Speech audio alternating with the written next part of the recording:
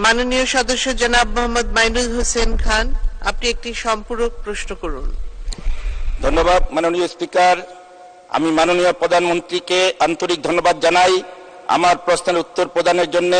মাননীয় প্রধানমন্ত্রীর নেতৃত্বে দেশের যোগাযোগ ব্যবস্থা ব্যাপক পরিবর্তন হয়েছে।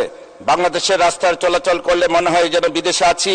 মাননীয় প্রধানমন্ত্রীকে আন্তরিক ধন্যবাদ।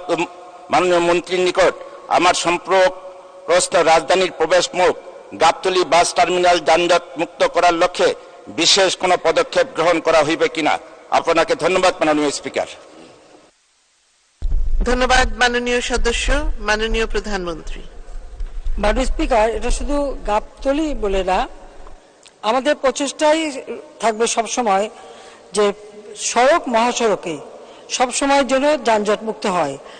আর গাবতলী ওই এলাকাগুলি বিশেষ করে সেখানে গাড়ি রাখা, পার্কিং করা, অথবা এখানে অনেক সময় এটা করা হয় যে অনেক বাস মালিকদের কম্পিটিশন দেখা দেয়, যাত্রী আগে কে তুলবে সেটা মাথায় রেখে হয়তো যানজট সৃষ্টি করা হয়।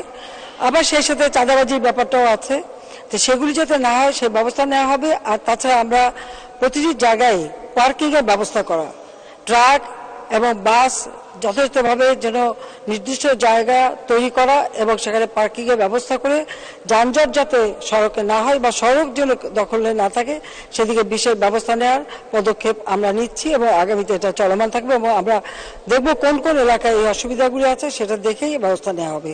ধন্যবাদ মাননীয় স্পিকার। ধন্যবাদ মাননীয় প্রধানমন্ত্রী।